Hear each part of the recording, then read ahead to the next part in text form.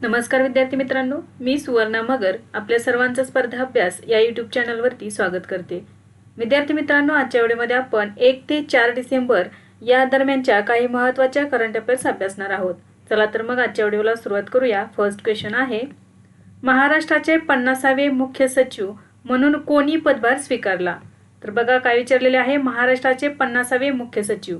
तर या प्रश्नाचे योग्य उत्तर आहे पर्याय क्रमांक 2, राजेश अग्रवाल। राजेश अग्रवाल यांनी 1 डिसेंबर 2025 पासून महाराष्ट्राच्या मुख्य सचिव पदाचा कार्यभार स्वीकारलेला आहे। तर ते सध्या महाराष्ट्राचे 50वे मुख्य सचिव बनलेले आहेत। कोण बनलेले आहेत? राजेश अग्रवाल। तर राजेश अग्रवाल यांनी राजेश कुमार मीना यांची जागा घेतली। तर बघा, राजेश कुमार मीना हे महाराष्ट्राचे 49वे मुख्य सचिव होते आणि आता 50वे मुख्य सचिव बनलेले आहेत राजेश अग्रवाल। त्यांनी 1 डिसेंबर 2025 पासून पदभार स्वीकारलेला आहे। राजेश अग्रवाल हे 1989 बॅचच्या महाराष्ट्र केडरचे अधिकारी आहेत। नियुक्तीपूर्वी ते भारत सरकारच्या दिव्यांगजन सक्षमीकरण विभागाचे सचिव होते। ते मुख्य सचिव पदावर 30 नोव्हेंबर 2026 पर्यंत कार्यरत असणार आहेत। त्यांचे मूळ गाव आहे पंजाबमधील जालंधर। त्यांचे शिक्षण झालेले आहे बीटेक कम्प्युटर। रत्नागिरी जळगावचे ते मुख्य कार्यकारी अधिकारी म्हणून कार्यरत होते। तसेच ते अकोला येथे जिल्हाधिकारी म्हणूनही कार्यरत होते। मुंबई महानगरपालिकेत डेप्युटी कमिशनर पदावर शहर व्यवस्थापन त्यांनी सुधारलेले होते। राज्याच्या वित्त विभागात आर्थिक पारदर्शकता आणि IT विभागात डिजिटल प्रशासन मजबूत केलेले आहे त्यांनी। तसेच केंद्रात कार्यरत असताना आधार, जनधन योजना, डिजिलॉकर यासारख्या देशव्यापी उपक्रमांमध्ये ते महत्त्वपूर्ण भूमिका बजावलेली आहे। तर महाराष्ट्राचे 50वे मुख्य सचिव बनलेले आहेत राजेश अग्रवाल।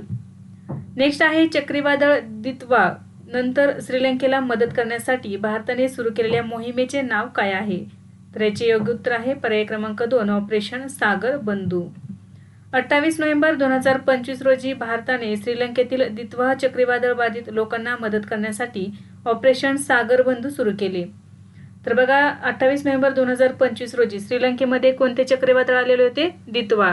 दितवा हे नाव कोणी दिलेले आहे? तर येमेन या देशाने दिलेले आहे। पश्चिम बंगालच्या उपसागरात निर्माण झालेल्या दितवा या उष्णकटिबंधीय चक्रीवादळाला हे नाव दिलेले आहे येमेन या देशाने। याचा सर्वाधिक फटका कोणाला बसला? तर श्रीलंकेला बसलेला आहे। दितवा या नावाचा अर्थ काय होतो? खाडी असा होतो आणि येमेनच्या सोकोट्रा बेटावरील दितवा खाडीवरून हे नाव देण्यात आलेले आहे। तर भारताने श्रीलंकेतील चक्रीवादळामुळे झालेल्या बाधित लोकांना मदत करण्यासाठी ऑपरेशन सागर बंधू सुरू केले होते। तर हा एक मानवतावादी मदत आणि आपत्ती निवारण अभियान आहे। चक्रीवादळामुळे श्रीलंकेमध्ये 100हून अधिक मृत्यू आणि हजारो लोक बेघर झाले होते। भारताने श्रीलंकेला 27 टन मदत साहित्य पाठवले। यामध्ये अन्न, औषधे, आवश्यक वस्तू होत्या। मदत साहित्य पोहोचवण्यासाठी INS विक्रांत, INS उदयगिरी आणि IAF C-130 विमानांचा वापर केला गेला। चक्रीवादळाचे परिणाम तमिळनाडू, आंध्र प्रदेश आणि पॉंडिचेरीवरही दिसलेले होते। नेक्स्ट आहे, 56व्या भारतीय आंतरराष्ट्रीय चित्रपट महोत्सवात सर्वोत्कृष्ट दिग्दर्शकाचा सिल्वर पिकॉक पुरस्कार पटकावणारे पहिले मराठी दिग्दर्शक कोण ठरले आहेत? तर याचे योग्य उत्तर आहे पर्याय क्रमांक 3, संतोष डावकर। 56व्या भारतीय आंतरराष्ट्रीय चित्रपट महोत्सवात सर्वोत्कृष्ट दिग्दर्शकाचा सिल्वर पिकॉक पुरस्कार पटकावणारे पहिले मराठी दिग्दर्शक संतोष डावकर ठरलेले आहेत। तर आतापर्यंत 56 वर्षांमध्ये पहिल्यांदाच मराठी चित्रपट दिग्दर्शकाला हा पुरस्कार मिळालेला आहे। संतोष डावकर यांना त्यांच्या गोंधळ या चित्रपटासाठी हा पुरस्कार मिळालेला आहे। बघा, महत्त्वाचा प्रश्न असणार आहे, कारण पहिल्यांदाच 56 वर्षांमध्ये पहिल्यांदाच हा पुरस्कार भेटलेला आहे मराठी चित्रपट दिग्दर्शकाला। चित्रपटाचे नाव आहे गोंधळ आणि दिग्दर्शकाचे नाव काय आहे? तर संतोष डावकर। गोंधळची कथा, पटकथा आणि संवाद दिग्दर्शन संतोष डावकर यांनीच केलेले आहे। डावकर फिल्म्स निर्मित या चित्रपटाच्या सहनिर्मात्या आहेत दीक्षा डावकर। पुरस्काराचे स्वरूप आहे 15 लाख रुपये रोख पारितोषिक, रजत मयूर आणि प्रमाणपत्र। 56व्या भारतीय आंतरराष्ट्रीय चित्रपट महोत्सव 2025 मध्ये विविध श्रेणींमध्ये पुरस्कार जाहीर करण्यात आलेले आहेत। ते पुरस्कार कोणते आहेत? बघा, सर्वोत्कृष्ट चित्रपटासाठी गोल्डन पिकॉक पुरस्कार दिला जातो। हा पुरस्कार देण्यात आलेला आहे व्हिएतनामी चित्रपट स्किन ऑफ यूथ। याचे दिग्दर्शक आहेत ॲस्ले मेपियर। 40 लाख रुपये पुरस्कार देण्यात आलेला। सर्वोत्कृष्ट दिग्दर्शक सिल्वर पिकॉक पुरस्कार मराठी चित्रपट गोंधळ यासाठी संतोष डावकर यांना। सर्वोत्कृष्ट अभिनेता सिल्वर पिकॉक पुरस्कार स्पॅनिश चित्रपट ए पोएट यासाठी उमर रियोस यांना। सर्वोत्कृष्ट अभिनेत्री सिल्वर पिकॉक पुरस्कार स्लोव्हेनियन चित्रपट लिटल ट्रबल गर्ल्ससाठी जारा सोपिजा ओस्तान यांना. दिग्दर्शकाचा सर्वोत्कृष्ट पदार्पण चित्रपट आंतरराष्ट्रीय पुरस्कार. इराणी चित्रपट माय डॉटर्स हिअर साठी हेमस फराहमंद आणि एस्टोनियन चित्रपट फ्रँक यासाठी टोनी स्पील संयुक्तरित्या पुरस्कार देण्यात आलेला आहे. भारतीय फीचर फिल्मचा सर्वोत्कृष्ट पदार्पण दिग्दर्शक पुरस्कार केसरी चॅप्टर 2 साठी करण सिंग त्यागी यांना देण्यात आलेला आहे. विशेष ज्युरी पुरस्कार माय फादर्स शॅडोसाठी अक्न्युला डेव्हिस ज्युनियर यांना. ICFT युनेस्को गांधी पदक नॉर्वेजियन चित्रपट सेफ हाऊस यांना देण्यात आलेला आहे. सर्वोत्कृष्ट वेब सिरीजचा पुरस्कार बँडिट्स सीझन 2 यासाठी देण्यात आला. सत्यजित रे जीवनगौरव पुरस्कार अभिनेते रजनीकांत यांना देण्यात आलेला आहे. आणि भारतीय सिनेमातील योगदानासाठी विशेष सन्मान देण्यात आलेला आहे अभिनेते नंदामुरी बालकृष्णन यांना. नेक्स्ट आहे सुलतान अझलन शाह कप 2025 कोणी जिंकला आहे? तर याचे योग्य उत्तर आहे पर्याय क्रमांक 1 बेल्जियम. सुलतान अझलन शाह कप 2025 ठिकाण होते इपोह मलेशिया. कालावधी होता 23 ते 30 नोव्हेंबर 2025 दरम्यान. यामध्ये एकूण 6 संघ सहभागी झाले. भारत, बेल्जियम, न्यूझीलंड, दक्षिण कोरिया, कॅनडा आणि मलेशिया. विजेता ठरलेला आहे बेल्जियम हा देश. उपविजेता ठरलेला आहे भारत. तर बेल्जियमने पहिल्यांदाच सुलतान अझलन शाह कप 2025 जिंकलेला आहे. सर्वाधिक गोल करणारा खेळाडू ठरला सॅम लेन, 9 गोल केले. अंतिम सामन्यात बेल्जियमने भारताला 1-0 ने पराभूत करून विजेतेपद जिंकलेले होते. भारताला रौप्य पदक आणि न्यूझीलंडला 3रे स्थान मिळालेले आहे. सुलतान अझलन शाह कप ही वार्षिक आंतरराष्ट्रीय पुरुष हॉकी स्पर्धा आहे. याची सुरुवात 1983 मध्ये झाली. आयोजित करणारी संस्था आहे मलेशिया हॉकी असोसिएशन. नेक्स्ट आहे भारतातील पहिले खाजगी नेव्हिगेशन इनोव्हेशन हब कुठे स्थापन करण्यात आले आहे? तर याचे योग्य उत्तर आहे पर्याय क्रमांक 4 तिरुवनंतपुरम. नोव्हेंबर 2025 मध्ये इस्रोचे प्रमुख व्ही नारायणन यांनी भारतातील पहिल्या खाजगी नेव्हिगेशन इनोव्हेशन हबचे उद्घाटन केले. केंद्राचे नाव आहे Anant centre of excellence for navigation.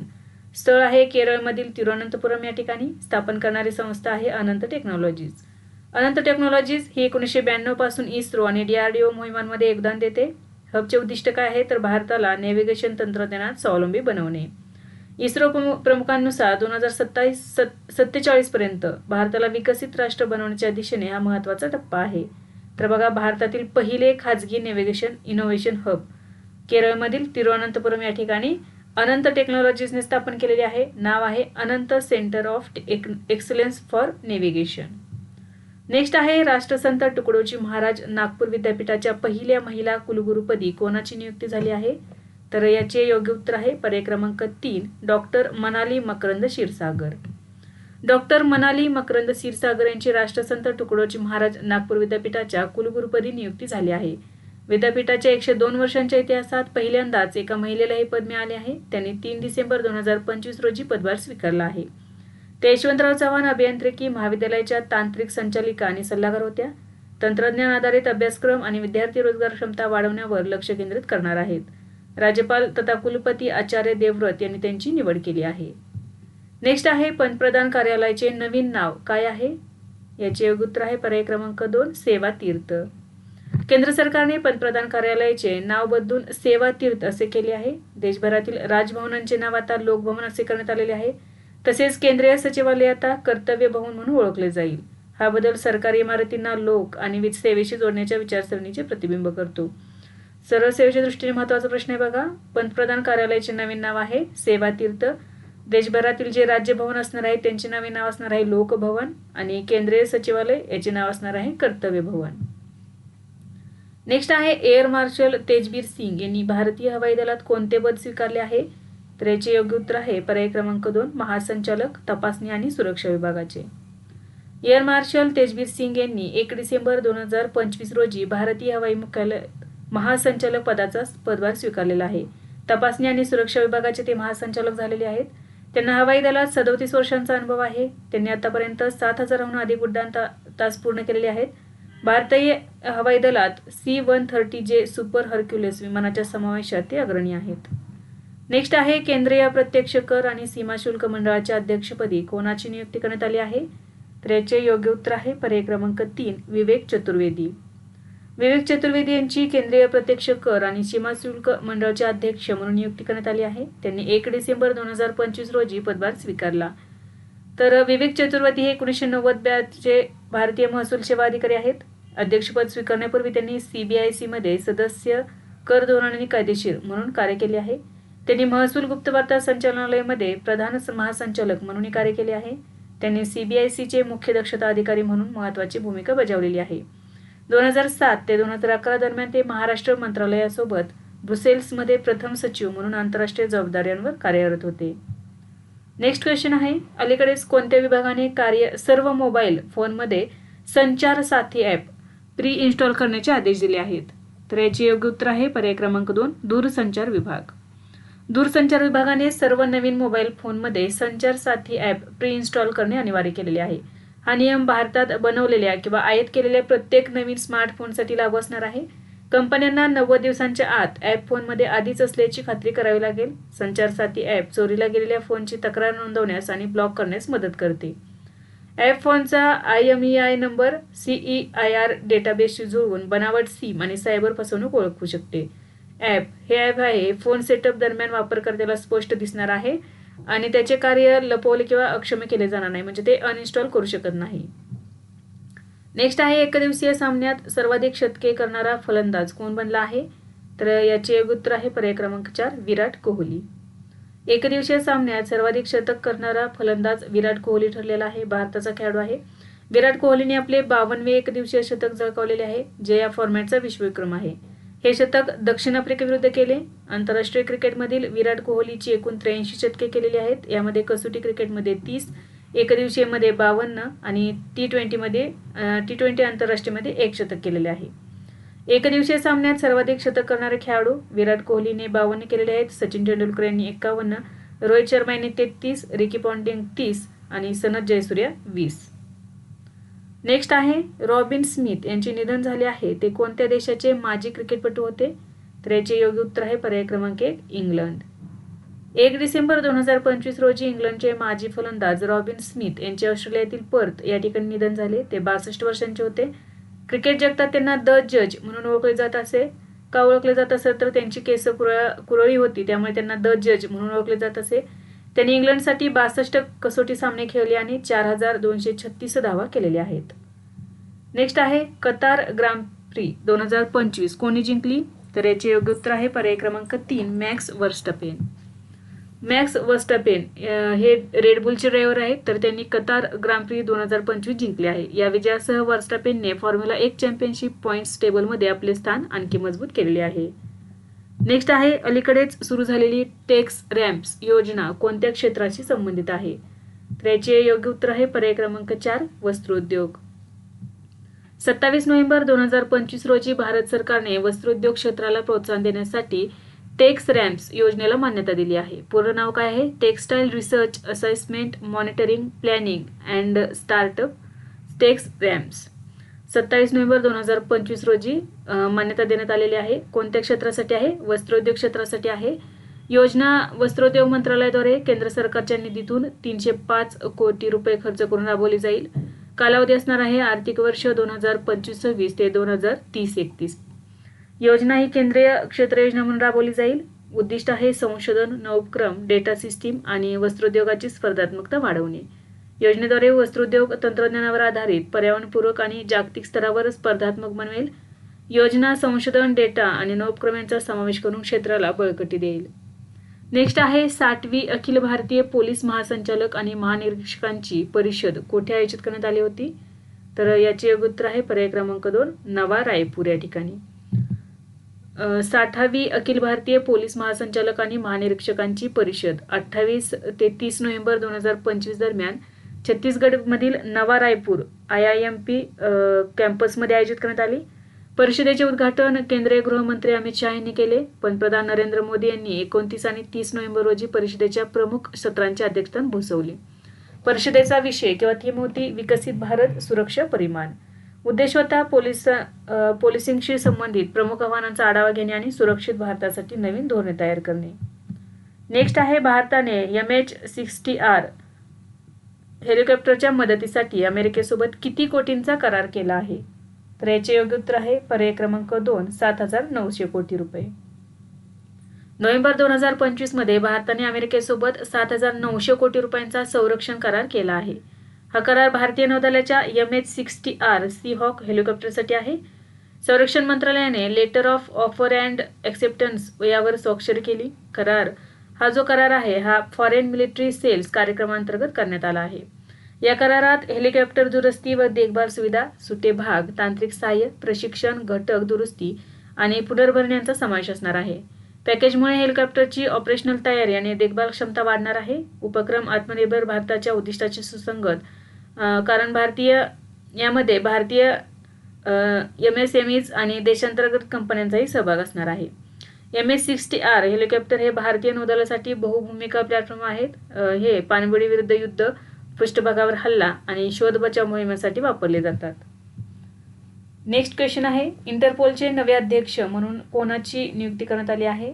तर याचे उत्तर आहे पर्याय क्रमांक 1 लुकास फिलिप. इंटरपोलचे 93 अध्यक्ष म्हणून लुकास फिलिप निवडले गेले आहेत. लुकास फिलिप हे फ्रेंच राष्ट्रीय पोलीस महासंचालकांचे युरोपियन आणि आंतरराष्ट्रीय बाबींसाठीचे सल्लागार आहेत. निवड कोठे करण्यात आली? तर मेराकेश, मोरोक्को येथे इंटरपोलच्या 93व्या महासभेत निवड करण्यात आली. 24 ते 27 नोव्हेंबर 2025 दरम्यान ही महासभा आयोजित करण्यात आली होती. त्यांना 4 वर्षांचा कार्यकाळ देण्यात आलेला आहे, म्हणजे 2025 ते 2029 पर्यंत त्यांची नियुक्ती करण्यात आलेली आहे. त्यांनी 84 मते मिळवली, जे ते संयुक्त अरब अमिराताचे अहमद नासिर अल राईसी यांच्या उत्तराधिकारी आहेत. इंटरपोलचे अध्यक्ष आणि कार्यकारी समितीचे सदस्य एक देश एक मत तत्वावर निवडले जातात. अध्यक्ष अर्धवेळ वेतनहीन पदावर असतात आणि महासभा तसेच कार्यकारी समितीच्या 3 सत्रांचे अध्यक्षपद भूषवतात. अध्यक्षांचे मुख्य कार्य काय आहे? संघटनेच्या क्रियाकल्पांवर देखरेख करणे, महासभा आणि कार्यकारी समितीच्या निर्णयांचे पालन सुनिश्चित करणे आणि महासचिवांशी सतत थेट संबंध राखणे. नेक्स्ट आहे, पंतप्रधान मोदी यांनी भगवान रामाच्या सर्वात उंच पुतळ्याचे अनावरण कोणत्या राज्यात केले? तर याचे योग्य उत्तर आहे पर्याय क्रमांक 4 गोवा. 28 नोव्हेंबर 2025 रोजी पंतप्रधान नरेंद्र मोदी यांनी गोव्यातील कानाकोना येथील श्री संस्थान गोकर्ण जीवोत्तम मठात भगवान रामांच्या मूर्तीचे अनावरण केले. ही मूर्ती श्रीरामांची जगातील सर्वात मोठी मूर्ती आहे. एकूण उंची आहे 77 फूट. यामध्ये चौतरा आहे 12 फूट आणि मूर्तीची उंची आहे 65 फूट. ही कासे या धातूपासून ही मूर्ती बनवलेली आहे. तर ठिकाण कोणते आहे? गोव्यातील श्री संस्थान गोकर्ण पतंगाळी जीवोत्तम मठ. मूर्ती मठाच्या 550व्या वर्धापन दिन सणाच्या निमित्ताने बांधली गेली आहे. शिल्पकार आहेत राम सुतार. मूर्तीच्या सोबत रामायण थीम पार्कचेही उद्घाटन करण्यात आलेले आहे. नेक्स्ट आहे, डॉक्टर मिर्झा रफी अहमद बेग यांचे नुकतेच वयाच्या 68व्या वर्षी निधन झाले. ते कोण होते? तर याचे योग्य उत्तर आहे पर्याय क्रमांक 1 कवी. सुप्रसिद्ध कवी डॉक्टर मिर्झा रफी अहमद बेग यांना मिर्झा एक्सप्रेस नावाने ओळखले जात होते. तर यांचे 28 नोव्हेंबर 2025 रोजी अमरावती येथे निधन झाले. ते हास्य कविता आणि सर्वधर्म समभावाचे संदेश देणाऱ्या कवितांसाठी ओळखले जात. 20 काव्यसंग्रह प्रकाशित झालेले आहेत त्यांचे. महाराष्ट्राच्या कानाकोपऱ्यातील मिर्झा एक्सप्रेस काव्य मैफिलीत त्यांनी 6000हून अधिक सादरीकरणे केली आहेत. त्यांचा प्रसिद्ध स्तंभ होता मिर्झाजी कहीन, जो लोकप्रिय झाला होता आणि ते जहांगड बुत्ता या शब्दाचे जनकही आहेत. नेक्स्ट क्वेश्चन आहे, जागतिक एड्स दिन कधी साजरा केला जातो? तर याचे उत्तर आहे पर्याय क्रमांक 1 डिसेंबर रोजी. जागतिक एड्स दिन 1 डिसेंबर रोजी साजरा केला जातो. उद्देश आहे HIV एड्स बद्दल जागरूकता वाढवणे आणि या आजारामुळे मृत्युमुखी पडलेल्याचा सन्मान करणे. थीम आहे overcoming description transforming the AIDS response. Next question आहे, भारतीय सैन्याने पहिल्यांदाच कोणत्या परदेशी मोहिमेतील शहीदांना अधिकृत श्रद्धांजली वाहण्याचा निर्णय घेतला? तर याचे उत्तर आहे पर्याय क्रमांक 2 ऑपरेशन पवन. भारतीय सैन्याने प्रथमच ऑपरेशन पवन मधील शहीदांना अधिकृत श्रद्धांजली वाहिली आहे. 26 नोव्हेंबर 2025 रोजी लष्कर नवी दिल्ली येथील राष्ट्रीय युद्ध स्मारकात श्रद्धांजली सभा आयोजित करण्यात आली होती. हा सन्मान 38 वर्षानंतर दिला जात आहे. ऑपरेशन पवन हे भारताचे प्रमुख परदेशी लष्करी अभियान होते. 1987 ते 1990 दरम्यान हे राबवण्यात आले होते. हे अभियान भारत श्रीलंका करार 1987 अंतर्गत सुरू झाले होते. भारताने श्रीलंकेत IPKF म्हणजेच इंडियन पीसकीपिंग फोर्स तैनात केली होती. या मोहिमेमध्ये भारतीय सैनिकांनी LTTE म्हणजेच liberation tigers of Tamil Eelam विरुद्ध मोहीम सुरू केली होती. यामध्ये अनेक भारतीय सैनिक शहीद झालेले होते. नेक्स्ट आहे, वर्ल्ड अर्बनायझेशन प्रोस्पेक्ट्स 2025 नुसार कोणते शहर जगातील सर्वाधिक लोकसंख्या असलेले शहर बनले आहे? तर याचे योग्य उत्तर आहे पर्याय क्रमांक 2 जकार्ता. अहवाल संयुक्त राष्ट्राच्या वर्ल्ड अर्बनायझेशन प्रोस्पेक्ट्स 2025 मध्ये. जकार्ता प्रथम आहे. इंडोनेशियाची राजधानी जकार्ता आता टोकियोला मागे टाकून जगातील सर्वात मोठे शहर बनलेले आहे. लोकसंख्या, जकार्ताची लोकसंख्या सुमारे 4.19 कोटी म्हणजेच 42 दशलक्ष आहे. या अहवालानुसार जगात शहरीकरण वेगाने वाढत असून मोठ्या शहराकडे लोकांचा ओढा वाढत असल्याचे चित्र आहे, अशी चिंता यामध्ये व्यक्त करण्यात आलेली आहे. 2025 मधील जगातील 10 सर्वात मोठी शहरे. पहिल्या क्रमांकावरती आहे इंडोनेशियातील जकार्ता. लोकसंख्या किती आहे? 41.9 दशलक्ष. दुसऱ्या क्रमांकावरती आहे बांगलादेशमधील ढाका. याची लोकसंख्या आहे 36.6 दशलक्ष. तिसऱ्या क्रमांकावरती आहे जपानमधील टोकियो. लोकसंख्या आहे 33.4 दशलक्ष. चौथ्या क्रमांकावरती आहे आपल्या भारतातील नवी दिल्ली. लोकसंख्या आहे 30.2 लक्ष. पाचव्या क्रमांकावरती आहे चीनमधील शांघाय. 6व्या क्रमांकावरती आहे ग्वांगझू चीन. 7व्या क्रमांकावरती आहे मनिला फिलिपिन्स. 8व्या क्रमांकावरती आहे कोलकाता भारत. कोलकात्याची लोकसंख्या किती आहे? 22.5 दशलक्ष. 9व्या क्रमांकावरती आहे सोल दक्षिण कोरिया आणि 10व्या क्रमांकावरती आहे कैरो इजिप्त 23 दशलक्ष. तर वरची जी 9 शहर आहेत ही आशियामधील आहेत आणि 10वे शहर कैरो हे आशियाबाहेरील एकमेव शहर आहे पहिल्या 10 मधील. नेक्स्ट आहे संकटात असलेल्या महिलांना मदत व सुरक्षा देण्यासाठी कोणाद्वारे 14 490 हा हेल्पलाईन नंबर सुरू करण्यात आला आहे? तर याचे उत्तर आहे पर्याय क्रमांक 3 राष्ट्रीय महिला आयोग. राष्ट्रीय महिला आयोगाने महिलांसाठी 24 तास शॉर्ट कोड हेल्पलाईन 14 490 सुरू केलेला आहे. टोल फ्री क्रमांक आहे हा. हिंसाचार, छळ, सायबर गुन्हे किंवा कोणत्याही प्रकारच्या संकटाचा सामना करणाऱ्या महिलांना जलद, सोपी आणि सुलभ मदत देणे हा याचा उद्देश आहे. हा टोल फ्री क्रमांक महिलांना विशेषतः हिंसाचार, छळ आणि धमक्यांच्या आपत्कालीन परिस्थितीत त्वरित सहकार्य मिळवून देतो. 14 490 हा स्मरणात ठेवण्यास सोपा शॉर्ट कोड असल्याने महिलांना मदत मागणे अधिक सोयीचे झाले आहे. नेक्स्ट आहे पंजाब सरकारने कोणत्या 3 शहरांना पवित्र शहराचा दर्जा दिला आहे? तर याचे योग्य उत्तर आहे पर्याय क्रमांक 2 अमृतसर, तलवंडी साबो आणि आनंदपूर साहिब.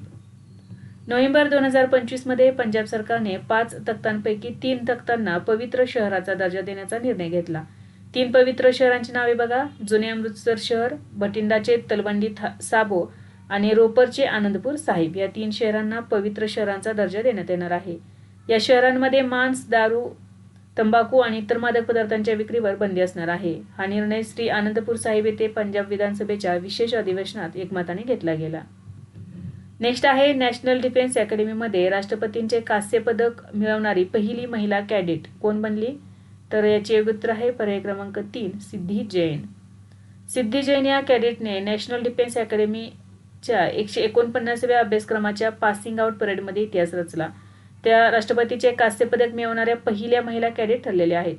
मूळतः त्या उत्तर प्रदेशातील बदावी येथील रहिवासी आहेत. त्यांनी दुसऱ्या प्रयत्नात NDA प्रवेश परीक्षा उत्तीर्ण केली आणि खडतर प्रशिक्षण यशस्वीरित्या पूर्ण केलेले आहे. सिद्धी जैनला सर्वोत्कृष्ट ऑलराऊंडर एअर कॅडेट म्हणूनही गौरवण्यात आलेले आहे. नौसेना प्रमुख ॲडमिरल दिनेश त्रिपाठी यांनी त्यांना राष्ट्रपती कांस्य पदक प्रदान केलेले आहे. नेक्स्ट आहे ICC पुरुष T20 वर्ल्ड कप 2026 साठी टुर्नामेंट अँबॅसिडर म्हणून कोणाची नियुक्ती करण्यात आली आहे? तर याचे योग्य उत्तर आहे पर्याय क्रमांक 2 रोहित शर्मा.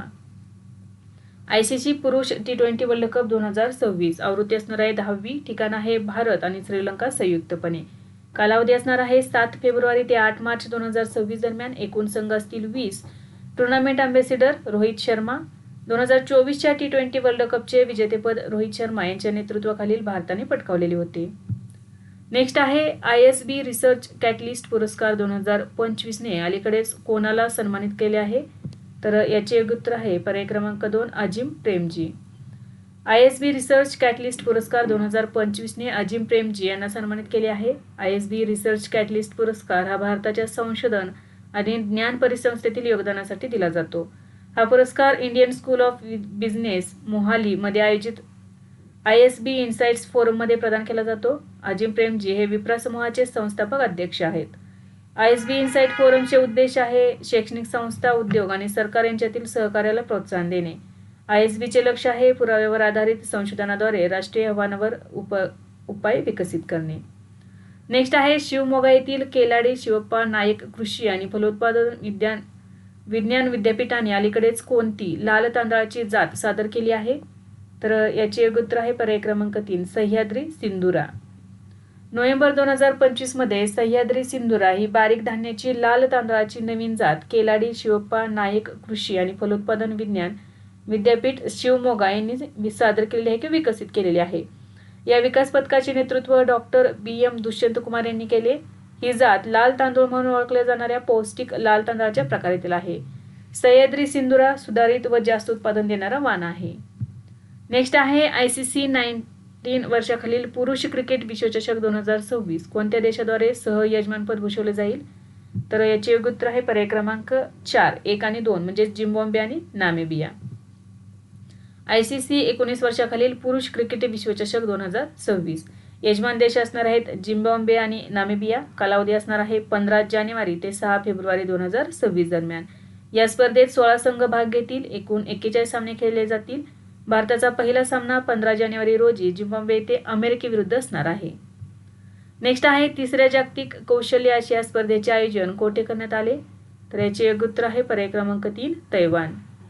जागतिक कौशल्य आशिया स्पर्धा 2025 संस्करण होते 3रे. ठिकाण होते तैपई, तैवान. कालावधी होता 27 ते 29 नोव्हेंबर 2025 दरम्यान. भारताने पहिल्यांदाच जागतिक कौशल्य आशियाई स्पर्धा 2025 मध्ये भाग घेतला. पहिल्याच सहभागात भारताने 29 देशांमधून 8वा क्रमांक मिळवत उल्लेखनीय कामगिरी केलेली आहे. भारताने मिळवलेली पदके बघा, 1 रौप्य पदक, 2 कांस्य पदके आणि 3 उत्कृष्टता पदके. महिला सहभागींनी अपारंपरिक कौशल्य क्षेत्रांमध्ये उत्कृष्ट कामगिरी करत बेस्ट इन द कंट्री पदक मिळवले. नेक्स्ट आहे जगातील सर्वात लांब आणि पूर्णपणे स्वयंचलित मेट्रो नेटवर्क कोणते आहे? तर याचे योग्य उत्तर आहे पर्याय क्रमांक 3, रियाद मेट्रो. रियाद मेट्रोला गिनीज वर्ल्ड रेकॉर्ड्सने जगातील सर्वात लांब पूर्णपणे चालक विना चालणाऱ्या मेट्रो नेटवर्कचे प्रमाणपत्र दिले आहे. रियाद मेट्रो हे जगातील सर्वात लांब आणि पूर्णपणे स्वयंचलित मेट्रो नेटवर्क आहे. एकूण लांबी आहे 176 किलोमीटर. एकूण लाईन साईज 6. एकूण स्टेशन आहेत 85. एकूण ट्रेन्स आहेत 183 ड्रायव्हरलेस इलेक्ट्रिक ट्रेन्स. सिग्नलिंग तंत्रज्ञान CBTC म्हणजेच कम्युनिकेशन्स बेस्ड ट्रेन कंट्रोल यामध्ये यूज करण्यात आलेले आहे. हे पूर्णपणे चालक विरहित आणि स्वयंचलित आहे. आधुनिक तंत्रज्ञान वापरते. किंग अब्दुलअजीज प्रोजेक्टचा भाग आहे ज्यामध्ये बस सेवांचाही समावेश आहे. रियाद मेट्रो सौदी अरेबियाच्या विजन 2030चा महत्त्वाचा भाग आहे. रियाद ही सौदी अरेबियाची राजधानी आहे. नेक्स्ट आहे केंद्र सरकारने भारतातील 250हून अधिक प्रमुख आणि लहान बंदरांसाठी कोणाला नवीन सुरक्षा नियामक म्हणून नियुक्त केले आहे? तर याचे योग्य उत्तर आहे पर्याय क्रमांक 2, केंद्रीय औद्योगिक सुरक्षा दल. देशभरातील सुमारे 250 सागरी बंदरांवर सुरक्षा मजबूत करण्यासाठी केंद्र सरकारने केंद्रीय औद्योगिक सुरक्षा दलला नवीन सुरक्षा नियामक म्हणून नियुक्त केले आहे. बंदर, जहाज बांधणी आणि जलमार्ग मंत्रालयाने 18 नोव्हेंबर 2025 रोजी जारी केलेल्या आदेशानुसार ही जबाबदारी औपचारिकपणे CISF कडे सोपवली आहे. आंतरराष्ट्रीय जहाज आणि बंदर सुविधा सुरक्षा संहितांतर्गत CISFला बंदरांसाठी मान्यताप्राप्त सुरक्षा संघटना म्हणून नियुक्त केलेली आहे. RSO बंदर सुरक्षेसाठी नियामक म्हणून काम करते, सुरक्षा मूल्यांकन आणि सुरक्षा योजना तयार करत असते. CISF 1971 पासून बंदरांचे रक्षण करत आहे आणि सध्या चेन्नई बंदर, मुंबईचे JNPT, कोचीन बंदर यासारख्या 13 प्रमुख बंदरांवर तैनात आहे. बंदर सुरक्षेशी संबंधित सर्व बाबींमध्ये CISF नोडल किंवा नियामक प्राधिकरण असेल. CISFला आता RSO म्हणजेच मान्यताप्राप्त सुरक्षा संघटनेचा दर्जा देण्यात आलेला आहे. देशात सुमारे 250 बंदरे असून त्यापैकी 65 ते 68 बंदरे सक्रियपणे मालवाहतूक करत आहेत. नेक्स्ट आहे 2026-27 साठी भारताची पुन्हा आंतरराष्ट्रीय सागरी संघटनेच्या परिषदेवर कोणत्या श्रेणी अंतर्गत निवड झाली आहे? तर याचे योग्य उत्तर आहे पर्याय क्रमांक 2, श्रेणी B अंतर्गत. 28 नोव्हेंबर 2025 रोजी लंडनमध्ये झालेल्या 34व्या IMO असेंब्ली दरम्यान 2026-27 कार्यकाळासाठी भारताची आंतरराष्ट्रीय सागरी संघटना परिषदेवर श्रेणी B अंतर्गत पुन्हा निवड झाली आहे. श्रेणी B ही आंतरराष्ट्रीय सागरी व्यापारात सर्वाधिक व महत्त्वाचे हितसंबंध असलेल्या 10 देशांसाठीची राखीव आहे. भारताने 169 पैकी 154 वैध मते मिळवली. ही या श्रेणीतील सर्व उमेदवारांमध्ये सर्वाधिक मतसंख्या आहे. IMO ही संयुक्त राष्ट्रांची विशेष एजन्सी असून तिचे उद्दिष्ट शिपिंगचे नियमन, सागरी सुरक्षा व सुरक्षा सुनिश्चित करणे, सागरी प्रदूषण रोखणे, आंतरराष्ट्रीय सागरी व्यापार सुरळीत चालण्यासाठी जागतिक मानके निश्चित करणे आहे. IMO कौन्सिल ही असेंब्लीची कार्यकारी संस्था आहे. ती दर 2 वर्षांनी निवडली जाते आणि संस्थेच्या कामकाज, बजेट व नियामक चौकटीचे निरीक्षण करते. परिषदेचे एकूण 40 सदस्य असतात ज्यांची निवड 3 श्रेणीमधून होत असते. भारत आपला बी श्रेणीमध्ये आहे. नेक्स्ट आहे जगातील पहिले तरंगते कृत्रिम बेट कोणता देश बांधणार आहे? तर याचे योग्य उत्तर आहे पर्याय क्रमांक 3 चीन.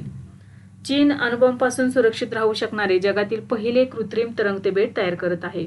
बेटाचे नाव आहे deep sea all weather resident floating research facility.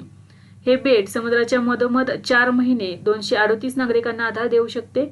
मुख्य उद्दिष्ट आहे खोल समुद्रातील संशोधन, सागरी साधन संपत्तीचा शोध आणि हवामान अभ्यास करणे.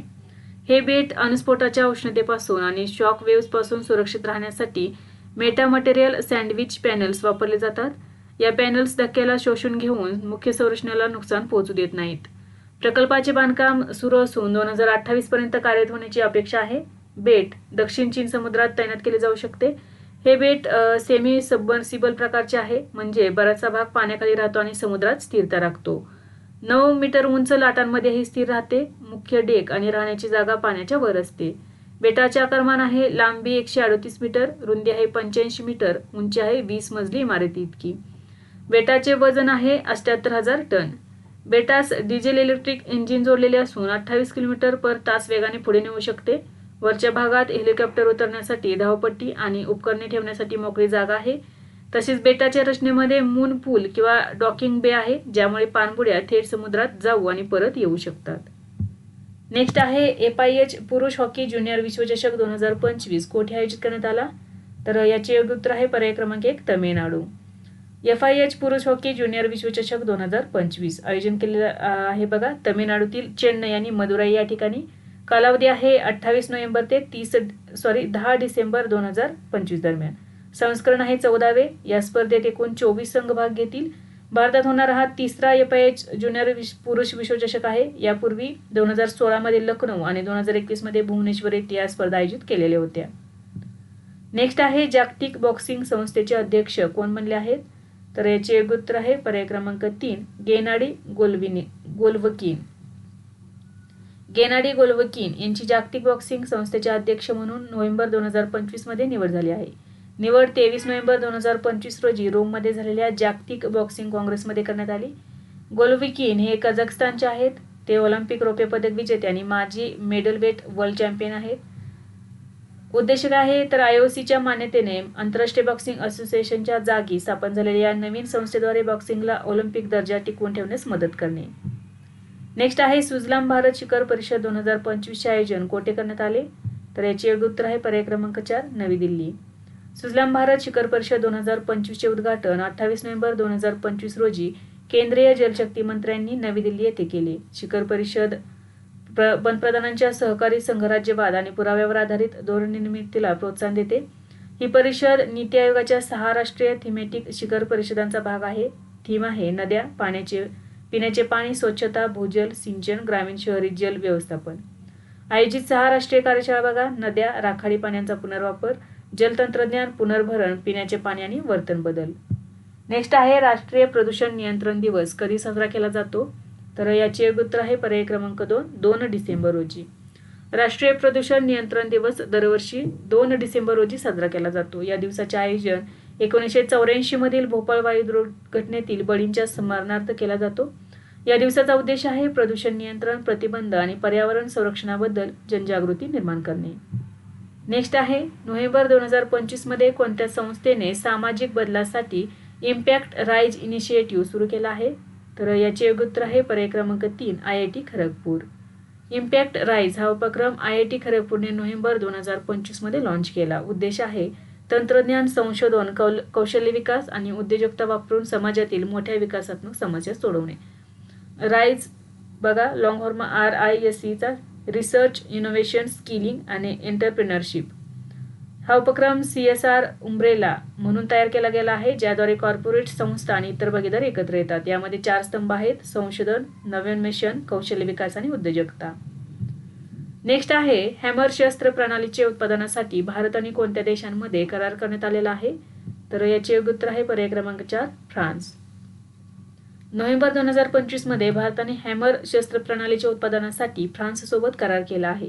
या अंतर्गत भारत इलेक्ट्रॉनिक्स लिमिटेड आणि French company Safran electronics and defence यांच्यात भारतात उत्पादन करण्यासाठी संयुक्त उद्यम करार झालेला आहे. म्हणजे भारतामध्ये याचे उत्पादन करण्यासाठी हा करार करण्यात आलेला आहे.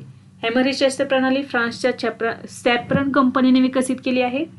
हॅमर म्हणजे highly agile and manoeuvrable munition extend range. ही प्रणाली 70 किलोमीटरपर्यंत मारक असलेली अचूक मार्गदर्शित जमिनीवर मारा करणारी शस्त्र प्रणाली आहे.